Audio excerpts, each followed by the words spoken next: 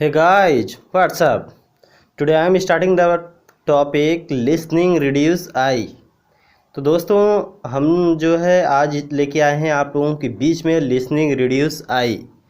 आज का टॉपिक हमारा है लिसनिंग रिड्यूस आई। इसके पहले हमने एस्टिमेटिक आई के बारे में पढ़ाया है, उसी को अगर आप पढ़ेंगे इसके अगले वीडियो में हमने बनाया है तो उससे आप देख लीजिएगा, जिससे आपको समझ में आएगा। तो ठीक है, तो चलिए हम चलते हैं लिसनिंग रिड्यूस आई पे। चलिए नोट करिए।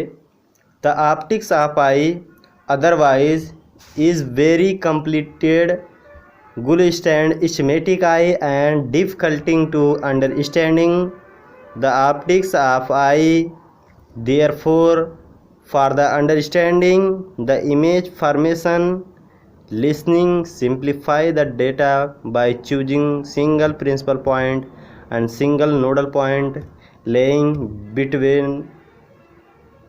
midway between the two principal point and two nodal point respectively. This is called listening reduce I। चलिए आपको हम समझाते हैं इसमें क्या है।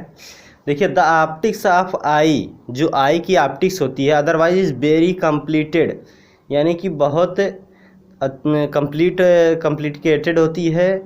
गुल स्टैंड स्कीमेटिक आई, यानी कंप्लीट किसके द्वारा हुई थी? गुल स्टैंड स्कीमेटिक आई के द्वारा। जो ऑप्टिक्स ऑफ आई है वो गुल स्टैंड स्कीमेटिक आई के द्वारा कंप्लीट होती है, जिससे हम आसानी से पढ़ सकते हैं। लेकिन and difficulting to understanding the optics of image, लेकिन क्या हुआ? डिफिकल्टिंग होने लगी हमें अंडरस्टैंडिंग, यानी समझने में ऑप्टिक्स ऑफ आई, जो ऑप्टिक्स होती है आई की, उसको हमें समझने में डिफिकल्टिंग होने लगी। तो उसके बाद क्या हुआ? Therefore for the understanding the image formation, यहाँ पे आपका क्या हुआ? देयरफॉर फॉर द अंडरस्टैंडिंग, यानी हमें इमेज को समझने के लिए, इमेज फॉर्मेशन को समझने के लिए क्या आया? फिर उसके बाद लिसनिंग आपका, यानी लिसनिंग रिड्यूस आई आपका आया। Simplify the data by choosing, इसमें क्या होता है? सिंपल तरीके से डेटा को लिया जाता है। इसमें आपका सिंगल प्रिंसिपल पॉइंट होता है एंड सिंगल नोडल पॉइंट, इसमें आपका सिंगल नोडल पॉइंट और सिंगल प्रिंसिपल पॉइंट होता है। Midway between the principal point, यानी मिडवे यानी जो इसके पहले क्या था? Two principal point and two nodal point. इसके पहले आपका क्या था? दो नोडल पॉइंट और दो नोडल पॉइंट और दो प्रिंसिपल पॉइंट थे। तो इसमें रिड्यूस आई में आपका सिंगल रहते हैं, जो नोडल पॉइंट है और प्रिंसिपल पॉइंट सिंगल रहते हैं point respectively. This is called listening reduce eye. इसे हम क्या बोलते हैं? लिसनिंग रिड्यूस आई के नाम से जानते हैं, यानी कि इसमें आपका सिंगल पाया जाता है और स्कीमेटिक आई में आपका डबल था, इसीलिए इसे लिसनिंग रिड्यूस आई बोलते हैं। तो चलिए आगे हम और बताते हैं आपको। The final focal optical system of eye therefore can be resolved into a principal point H1, a nodal point N and two focal point anterior and posterior F1 and F2। चलिए इसमें देखिए, the final focal optical system of the eye, यानी जो optical system होता है आई का, उसमें देखिए क्या इसमें लिसनिंग रिड्यूस आई में क्या हुआ? देयरफॉर कैन बी रिजॉल्व, इसको रिजॉल्व किया गया इनटू ए प्रिंसिपल पॉइंट, यानी एक प्रिंसिपल पॉइंट जिसे हम H1 बोलते हैं, एक नोडल पॉइंट जिसे हम EN बोलते हैं, एंड टू फोकल पॉइंट और दो focal point anterior and posterior, आगे की तरफ और पीछे की तरफ, F1 एंड F2। फिगर देख लीजिए आप लोग, इसमें F1 और F2 होता है, ठीक है। ये थे हमारे लिसनिंग रिड्यूस आई में, यानी कि आपका एक प्रिंसिपल पॉइंट है और एक नोडल पॉइंट है और दो आपके फोकल पॉइंट होते हैं, जिससे हमें इमेज फॉर्मेशन में आसानी होती है। चलिए देखिए आगे इसमें,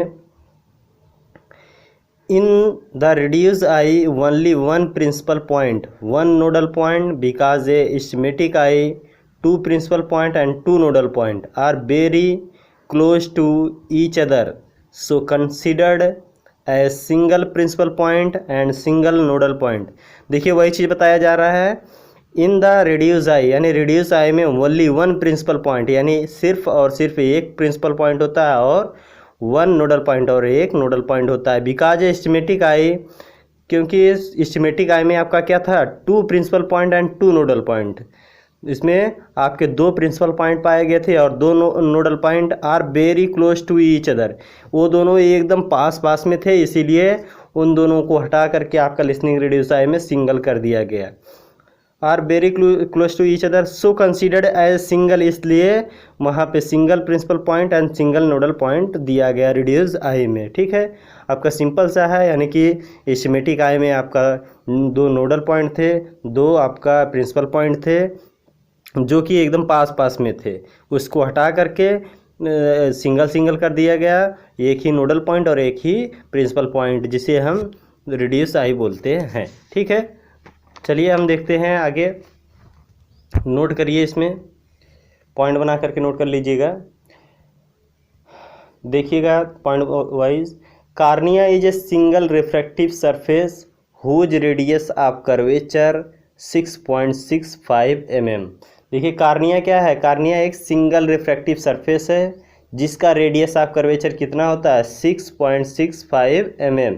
यहाँ पे देखिए refractive surface radius of curvature का बता रहा है, यानी कि एक सिंगल रिफ्रैक्टिव सरफेस है, इसीलिए इसमें रेडियस आई में आपका सिंगल दिया गया है, इसीलिए इसका कर्वेचर कितना हुआ 6.65 mm हुआ।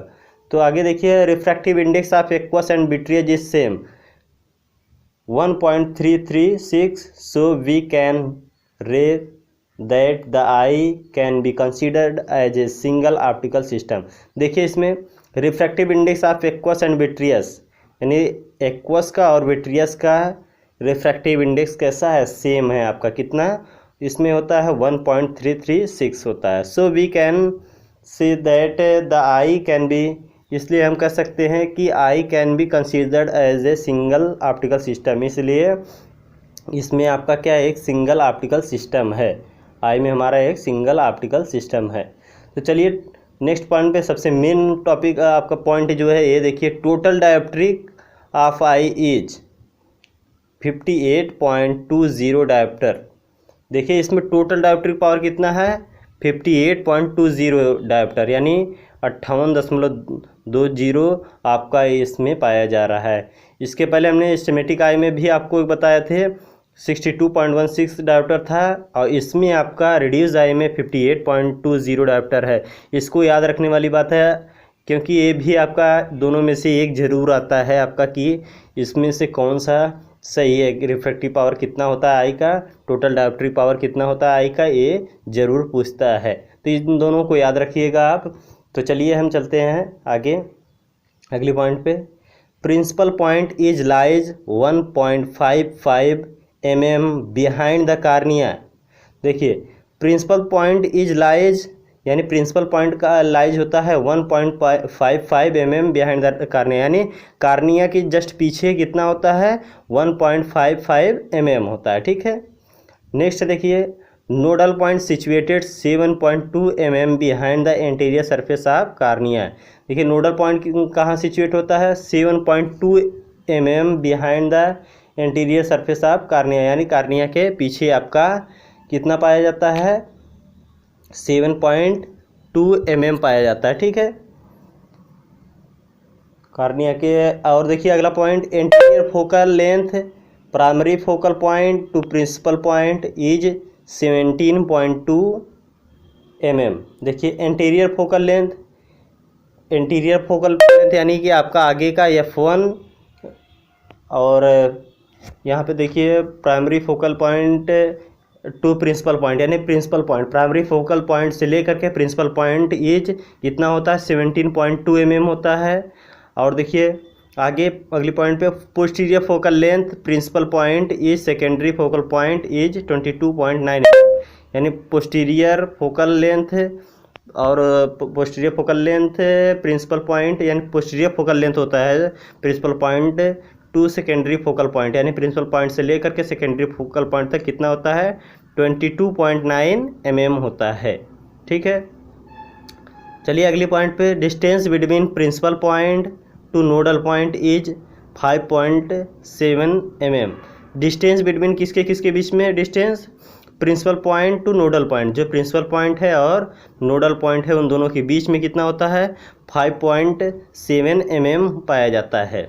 अगला देखिए, distance between nodal point to secondary focal point is 17.2 mm, यानी डिस्टेंस बिटवीन के किसके बीच में, nodal point to secondary focal point, nodal point से लेकर के सेकेंडरी फोकल पॉइंट तक 17.2 mm होता है।